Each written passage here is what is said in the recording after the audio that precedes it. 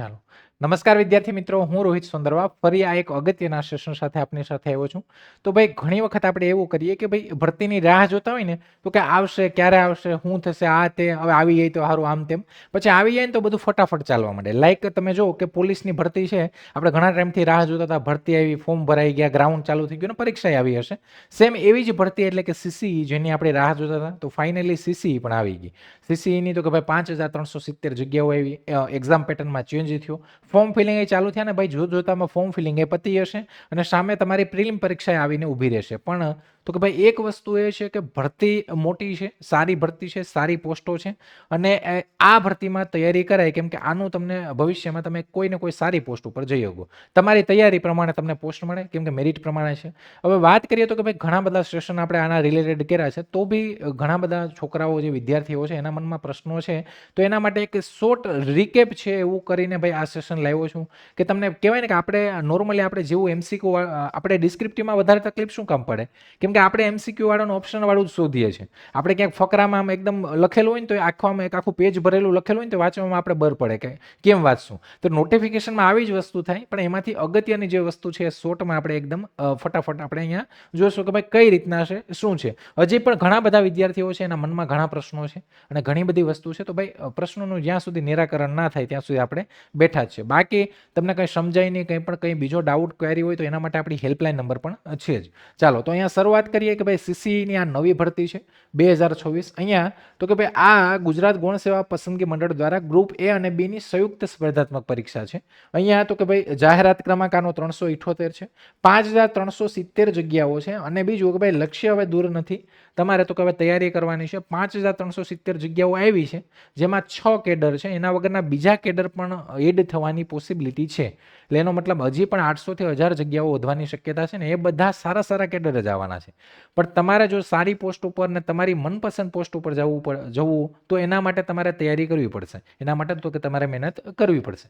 અહીંયા તો કે જગ્યાઓની વિગતની વાત કરી દઉં તો કે ભાઈ કુલ ગ્રુપ એ છે વર્ણનાત્મક, એટલે કે એમાં તમારી લેખિત પ્રિલિમ પરીક્ષા ગ્રુપ એ અને બી માટે સેમ રહેશે, એક જ પરીક્ષા રહેશે. ત્યાંથી મેરિટ પડશે, તમે ગ્રુપ એમાં જશો અને ગ્રુપ બીમાં જશો, પણ મેરિટમાં તમારે આવવું પડશે. પછી ગ્રુપ એની લેખિત પરીક્ષા રહેશે, જેમાં 3 પેપર છે, ગુજરાતી, અંગ્રેજી અને જીકે. ગુજરાતીનું 100 માર્ક 3 કલાક, અંગ્રેજીનું 100 માર્ક 3 કલાક, જીકેનું 150 માર્ક 3 કલાક. 350 માર્કમાંથી મેરિટમાં આવો ને મેરિટ પ્રમાણે તમને પોસ્ટ મળે. સામે તો કે ગ્રુપ બી છે, એમાં તો કે ગ્રુપ બીમાં 200 માર્કનું એમસીક્યુ વાળું પેપર, એમાં મેરિટમાં આવો એવી પોસ્ટ તમને મળે. અહીંયા તો કે ગ્રુપ એ ની વાત કરીએ, જેમાં 2365 જગ્યાઓ છે. આનો ગ્રુપ એ અને બી નો ડિફરન્સ શું છે, કઈ રીતના છે, ફોર્મ ભરવું છે તો કઈ રીતના ભરવું, એ બધા સેશન આપણા વિડીયો સેક્શનમાં છે, તમને પ્લે લિસ્ટમાં પણ મળી જશે.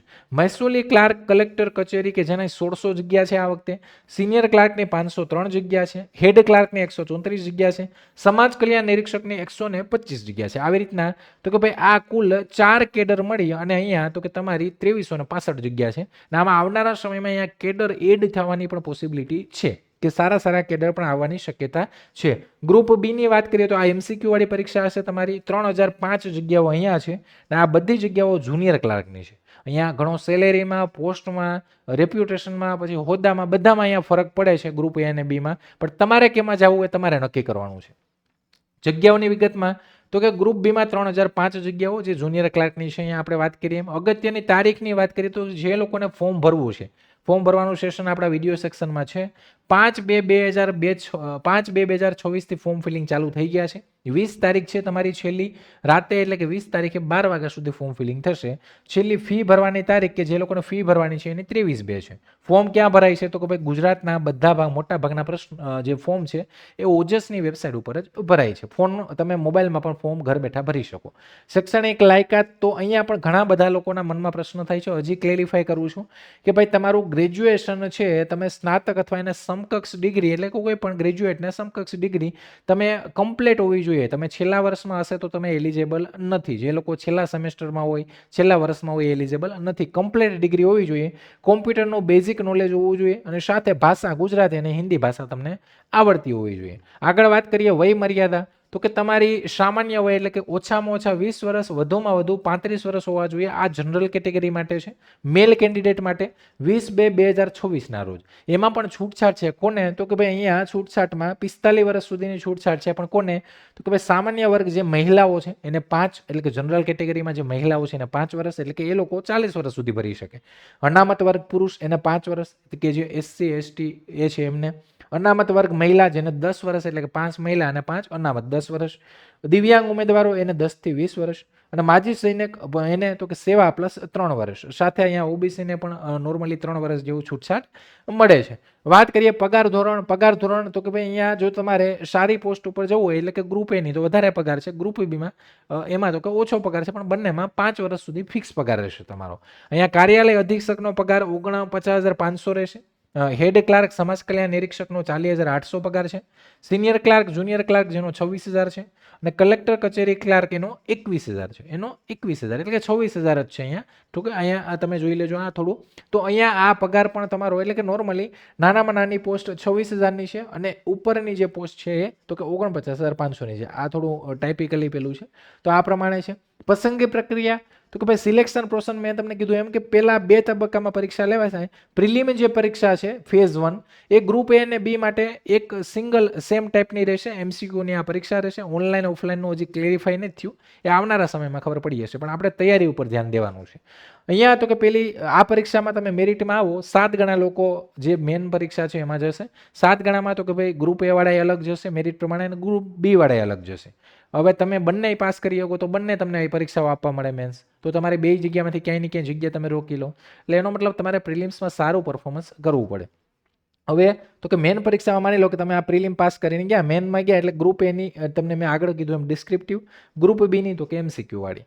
અહીંયા વાત કરીએ આ જે પ્રિલિમ છે, પહેલો ટાર્ગેટ આપણો આ છે કે પ્રિલિમ પરીક્ષા છે એ મે બી ગમે ત્યારે આવે, અને આમાં તો કે થોડા ઉતાર ચઢાવ આવ્યા પરીક્ષાનો આ ને તેને, તો વહેલી પણ આવી જાય. તો એને લીધે તો કે ભાઈ હવે અહીંયા શું છે તો કે કુલ ગુણ 150, સમય તમારો 120 મિનિટ. આ પરીક્ષા તો કે ભાઈ તમારી આવનારા સમયમાં લેવાશે. MCQ વાળી આ પરીક્ષા હશે. અહીંયા તો કે રિઝનિંગ તમારું 60 માર્કનું છે. અહીંયા ગણિત તો કે ગણિત 30 માર્કનું છે. જનરલ અવેરનેસ અને કરંટ અફેરના પણ 30 માર્ક છે. અહીંયા ઇંગ્લિશના 15 માર્ક છે અને ગુજરાતીના 15 માર્ક છે. ગયા વખતે તો કે ભાઈ આ 100 માર્કની પરીક્ષા હતી, અને આ વખતે તો કે આ વખતે 150 માર્ક અને 2 કલાક છે. ઇનફ ટાઈમ છે. તે પણ અહીંયા રિઝનિંગનો પોર્શન છે વધ્યો છે આ વખતે 150 માર્ક છે. 0.25 નેગેટિવ પણ રહેશે. આમાંથી તમે મેરિટમાં આવો, એટલે કે 7 ગણા લોકોમાં આવો, એટલે તમે ગ્રુપ A અને ગ્રુપ B નું બે મેરિટ ક્વોલિફાય કરો તો તમને બંને એક્ઝામો મેન્સ આપવા મળે. એટલે જો તમારે તો કે અહીંયા સારું પરફોર્મન્સ કરવું પડશે. પહેલું તો આ જ છે, આ પાસ કરશો તો મેન્સમાં જશો ને, એટલે એનો મતલબ પછી તમારી ડિસ્ક્રિપ્ટિવમાં સારી ફાવટ હોય તો તમે ગ્રુપ Aમાં પણ જઈ શકો. ડિસ્ક્રિપ્ટિવમાં તમને અનુકૂળ નથી આવતું, તમે MCQમાં ગ્રુપ B ની તૈયારી કરી શકો. પરીક્ષા ફી તો પરીક્ષા ફીમાં એવું છે, બીના નામ જે જનરલ કેટેગરી છે એમને 500 રૂપિયા ભરવાના છે. બાકીની બધી જે પણ કેટેગરી છે એને 400 રૂપિયા છે. નોંધ તો કે પરીક્ષામાં જો તમે હાજર રહેશો તો જ તમને ફી છે પાછી પરત મળશે, એવું અહીંયા ક્લેરિફાઈ કરેલું છે. બીજું, ફોર્મ ભરતી વખતે આ એટલું ધ્યાનમાં રાખજો, ફોટો સફેદ બેકગ્રાઉન્ડ વાળો હોવો જોઈએ, એટલે કે સારો ફોટો જે હોય એ પાસપોર્ટ સાઇઝનો અપલોડ કરજો. તારીખ વાળો હોવો જોઈએ, તારીખ નીચે મેન્શન કરેલી હોવી જોઈએ, અને એ તારીખ ફોર્મ ફિલિંગના 1 વર્ષની અંદરમાંની હોવી જોઈએ. અને એવા પાછી એવી કોપી 2-4 પણ રાખજો, 4-5 જેવી, કેમ કે આગળ તમે જ્યાં પણ જરૂર પડે ત્યાં એ તમારે દેવો પડશે. SCBC ઉમેદવારો હોય તો કે ભાઈ 1/4/2023 થી 20/2/2026 વચ્ચેનું નોન ક્રિમિલિયર કઢાવેલું હોવું જોઈએ. આ એક ખાસ ધ્યાન રાખજો. EWS ઉમેદવારોનું જે પ્રમાણપત્ર છે 25/1/2019 પછીનું અને 20/2/2026 પહેલાનું હોવું જોઈએ. તો આ પ્રમાણે છે. મોબાઈલ નંબર એટલે ઈમેલ આઈડી ભરતી પૂરી થાય ત્યાં સુધી ચાલુ રાખજો, કેમ કે એમાં તમને નોટિફિકેશન, તમે ફોર્મ ભરશો એની પ્રિન્ટ એ બધી તમને ત્યાં મળશે, PDF મળશે.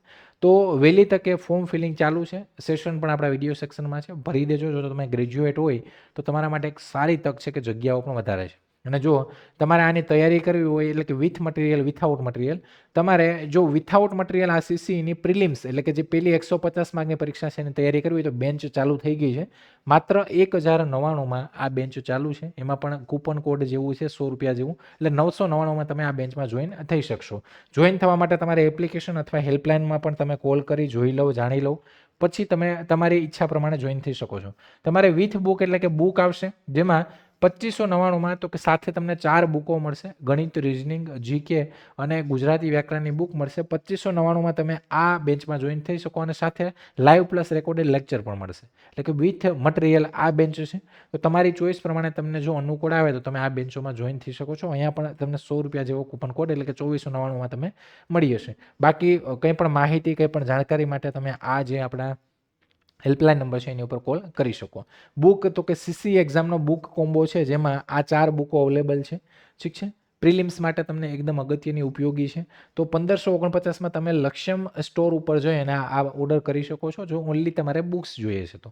બાકી કંઈ પણ માહિતી, નવી અપડેટ માટે આપણું ટેલિગ્રામ જે ચેનલ છે એમાં તમે જોઈન ન થયા હોય તો ડિસ્ક્રિપ્શનમાં લિંક છે, ત્યાંથી ટેલિગ્રામ ચેનલમાં જોઈન થઈ જજો. નવી અપડેટ, નવી માહિતી એ બધી તમને અહીંયાથી મળતી રહેશે. તો આશા રાખું કે ભાઈ તમને આ બધી માહિતી સમજમાં આવી છે. હજી પણ જો તમારા મનમાં કંઈ પ્રશ્નો કે કંઈ પણ હોય તો કોમેન્ટ બોક્સમાં કહેજો. અને કોમેન્ટમાં તો કે ભાઈ ક્યારેક એવું હોય કે સેશન આ તે ન જવાબ મળે તો તમે તારે હેલ્પલાઇનમાં તમે કોલ કરી શકો છો. તો ચાલો ફરી આવા જ નવા સેશન્સમાં મળશું. સેશનને લાઇક, શેર, સબસ્ક્રાઇબ કરતા રહેજો. અને આવા જ ફરી નવા સેશન સાથે ફરી આવશું. ત્યાં સુધી રજા લઉં છું. જય હિન્દ, જય ભારત.